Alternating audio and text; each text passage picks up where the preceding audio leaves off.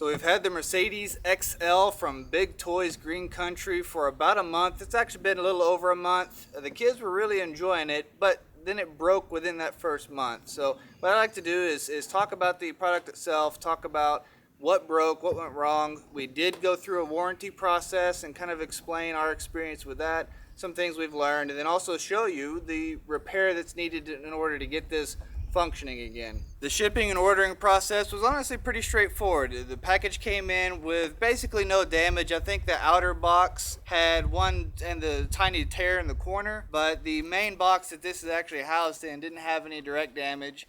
And that's one of the things that you need to be careful with, is they want you to inspect the package once you receive it. And if you suspect that the item has any major damage, or say there's a major puncture through the side of the box, they don't want you to open it. They'd rather you just go ahead, file that claim directly with them, and have it sent back so that you don't have to worry about any responsibility.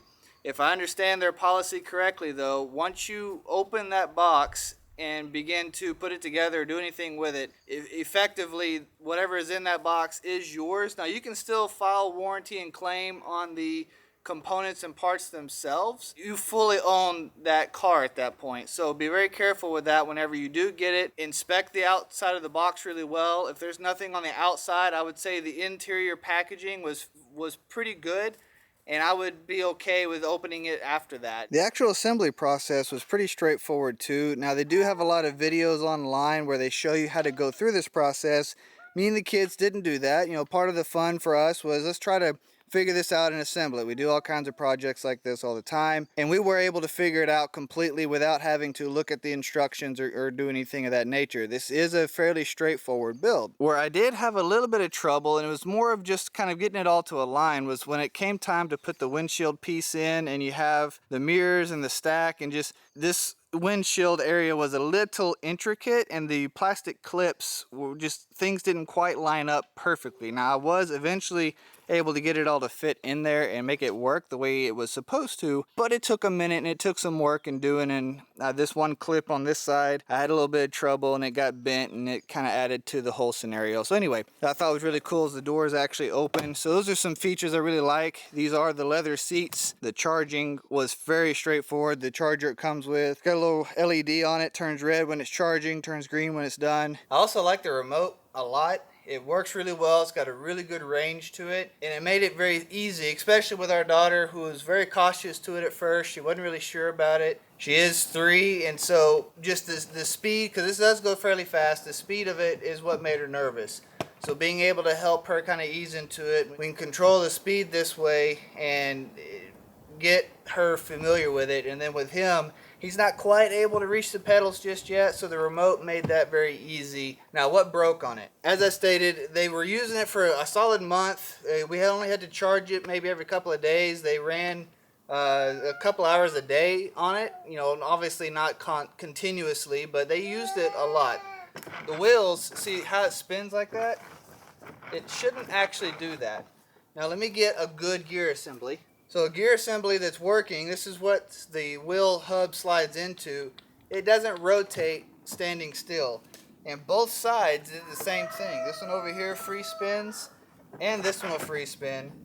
And when you try to let it go, I'll hit the forward button. You can hear it pop like that. That's not a good sound. It shouldn't be doing that. So let's open up a gear assembly and see what broke inside. You can kind of get an idea as to what happened. And I'll also talk about some of the things that we did to try to do a repair on it instead of just all-out replacement. These have just plastic hubcaps on either side. You can see all this in the assembly videos. They come with these little 8mm nut driver, but personally I just got some crescents I have in my tool bag. You will have to get on both sides of the axle, because if you don't, then it'll just spin and you won't actually get it all the way off. These nuts have Teflon locking rings, which is nice because that way you don't have to worry about them backing off. We haven't had any issues with it, and even with me having taken this apart a handful of times, I haven't had a problem with these nuts getting loose. But if that does become a problem, they ought to be pretty easy to replace. Any hardware store would carry those. It's a locking nut. It's just got a little Teflon ring. A lot of times you'll buy them at the store. They'll be a clear. These in particular are blue. The color isn't what's necessarily important. It's just the fact that that little Teflon is there so that it can't loosen itself off.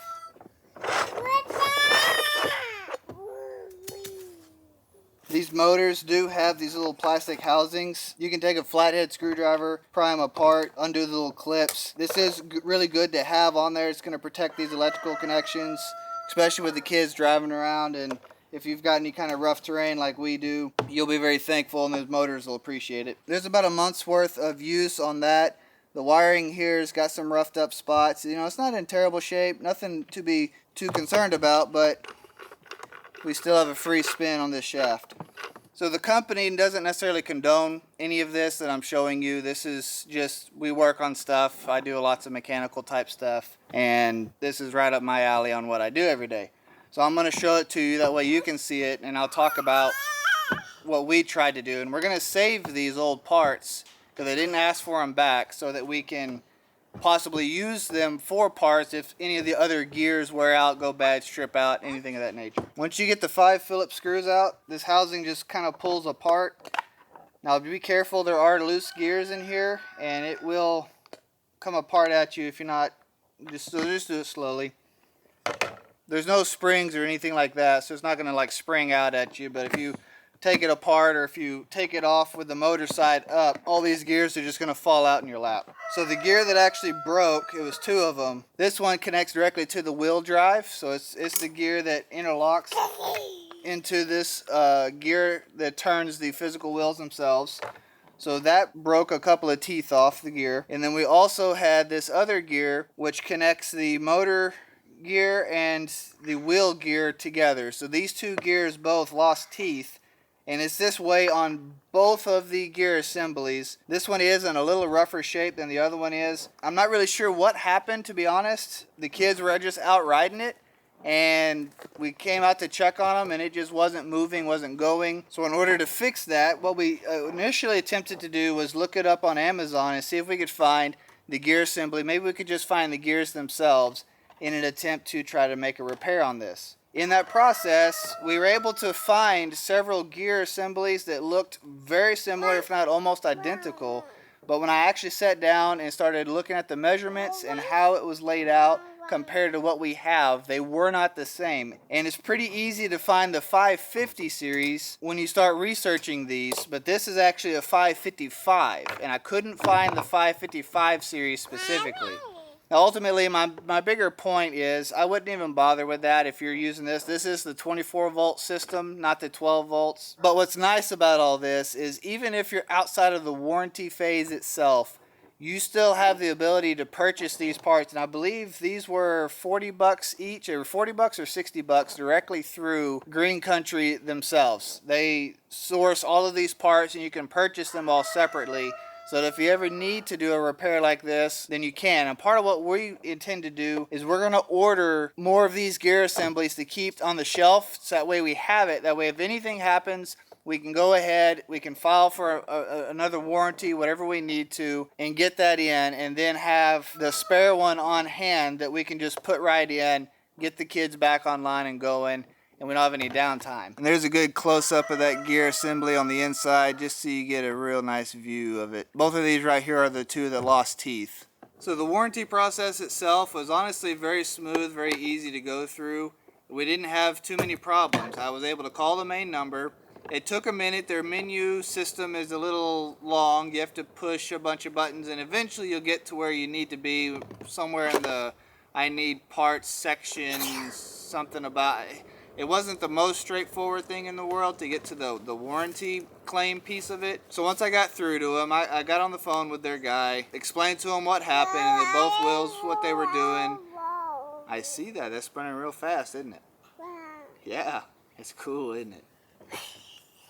Explaining everything to him, he agreed that, yeah, it sounds like something happened with the gears themselves. Let's go ahead, just get you new assemblies sent over. What he asked for was just that I send a email over either to their support email, or I could just respond to the order confirmation email. Both would work. So we ended up going with the order confirmation email. And that way they were able to pull that specific order. They didn't need a bunch of extra details, because if you go the other route, then you need to have all your stuff. And then they want a video, just a real short, little simple video of whatever parts were broke. So what I was able to do is basically what I did for you here, I did for them. I just got on my phone, took a quick little video, sent that via the email, and everything was done. They immediately responded back the very next business day, confirmed everything, got the stuff in the mail, and sent it back over. Now, they have no idea that I'm doing this video or anything about this process, so I don't have any reason to believe that my experience would have been tainted in any way. Now, the actual parts took a little less than 2 weeks to come in. They ship them straight from the manufacturer. That's when they also confirmed that we are able to order any parts we need to at any time. You just let them know if that's ever necessary. Now, at first glance, you might not think there was any difference, because if you look at it, the housings on these gears assemblies are identical to each other, left and right. They don't actually have any physical differences. But there is an actual difference. You need to be careful, because the new ones come with a left and a right sticker on them, but the ones that come in the toy initially don't have those stickers. And the difference is which side they hook the positive and negatives to the terminals. And you'll see that the positive and negatives are on opposite sides. So on the left side, the negative is on the label side of the motor, and on the right side, the positive is on the label side of the motor. What this will do is they'll output 24 volts to these motors directly this way, but the motors will rotate in opposite directions technically. That way you get the same rotation out of the tires, and both of them go forward, both of them go back. So just be mindful of that when you're working on this, is these are wired a specific way. But the good news to that is if you ever needed to, you would have the ability to just pull the wires and rewire it the other way so that it will rotate the correct direction. Let's say you had a handful of these, or just any extreme scenario where you needed to use, say, a right hand side on a left hand, you would have that ability with this system. So at this stage of the process, we are ready to put our new gear assemblies in, and we'll get this boy down the road. Actually, as I'm putting this together, I realize that this particular one has a nick in the positive wire. That's not gonna be okay. So I'm gonna get some electrical tape. I'm gonna tape over that. It'll be good enough for what it's being used for, but just be careful when to look out for the little stuff like that, because that can cause you some big issues down the road. So this is the battery compartment under the seats. The left side has to kind of squeeze through this little tight spot. And you could probably pull the battery out, and this will be a little easier to do. But you can fit it through there without having to pull it completely out. It just plugs straight in. And that's it. Pretty straightforward. The other side, the right side, it's just right there. Didn't have far to go. Plugs right in. These are little overloads, by the way, so if you ever have a scenario where one of the wheels won't spin or turn, make sure you open these up and they haven't popped out or anything weird happened. And you may be able to push that little black circle back in and they start working again. Just something you can think about. I haven't had that happen, but that is what that is if you're needing it. All right, bud, you ready to try it out? Would you look at that? She rolls. All right, time for a test run. Let's put the chairs in. One of the things I like about this remote is you have the ability to actually steer it for them. Back it up. And you've got a pretty good speed control. So right now I'm in speed, the medium speed, which is the second light. I'm not going the fastest. I'm gonna turn. All right, put it in forward. Push your gear shift up. There you go. Nope. Yep. Push it straight up. There you go. Now, hold the wheel. Push the pedal. Push your gas pedal down on the floor. Down here, Bubba.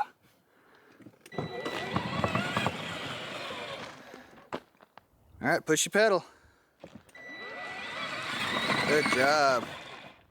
Okay, don't forget to steer.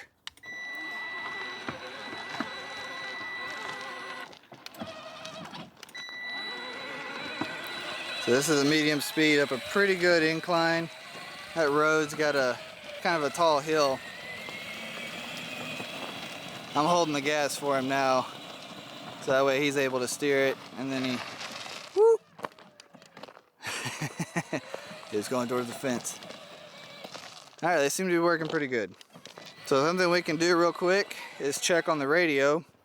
So the radio in a standing state gives you a voltage readout, and it says 24.9 9 volts. Let's see what it says when it gets going. Still showing 24, 24.3, 24.4, so it still should be good on charge. At a full charge, it'll be right at about where it's at. What I've noticed though is once it gets down to about 23 volts, that's when we had to really charge it, because below that, it just wouldn't go or do much. All right, we're gonna back up. You have forward, reverse, this is your speed. Then you have park. So the park feature is pretty handy. If you hit that, it locks them out of the car controls altogether. Then you have left and right on the steering wheel. So that was the lowest speed it would go. I've got it set to the second highest speed now, which is usually where we run it. It does pretty good for him. He climb that hill without any problem. He's able to steer it pretty easily that way. So that's him steering it on his own. He's not quite 2. His birthday's in March. Yeah, he's off and going. He loves that truck. So they like this truck to do chores, running feed for the chickens, going to the mailbox, doing all the stuff. They really, really enjoy this thing. I better turn him around, because he will go and push the range on this thing. Yeah, see right there, I'm just starting to lose range. He's a pretty good ways down the road from me. Let me walk closer to him and bring him back this way. There we go.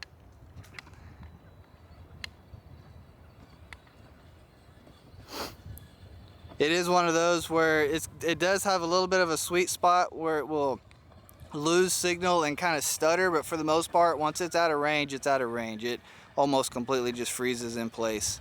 Unless the kids, the kids still have the ability to drive and do their thing with it. You just won't have the ability to take control.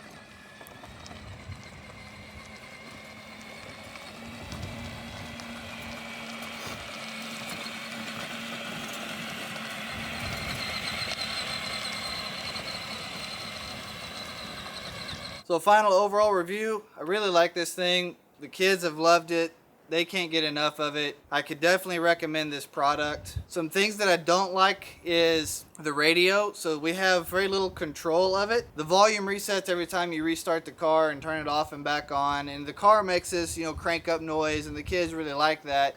But it's really easy for them to switch it to an FM radio. And there's a lot of things on that radio that we don't want them really exposed to at this stage of their life. So, we try to be cautious of that.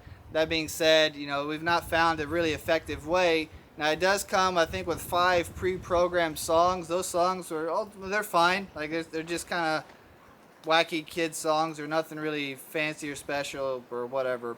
It does have the ability to put a USB in and try to play your own music. We haven't tried that. Honestly, I really kind of wish we just had a way to kind of lock that radio down. Granted, I could probably just go in there and pull power to it and stop it altogether, and maybe that would be a good solution. I just haven't done so.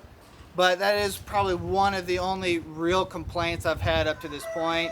The assembly process, the warranty process, all the processes have been really smooth and easy. I've been very satisfied with the car. The kids, like I've said, they love this thing. They've been very anxious to get it working again so they could get back on it and roll on. And it's also made a really fun project to get them out here, get them working on it, let them see some of the stuff you can do and turn in those wrenches, and just a fun family project at the end of the day. I hope this is helpful for you. I hope it gives you some guidance and just sharing our experience as to what we've kind of gone through. I truly don't know if it was just a defect on those. I don't know why those broke. When I talked to the guy on the warranty line, he was honestly kind of surprised, because this particular one usually does fairly well. But granted, take that with a grain of salt. It's their own in-house people. They should say stuff like that to protect their branding.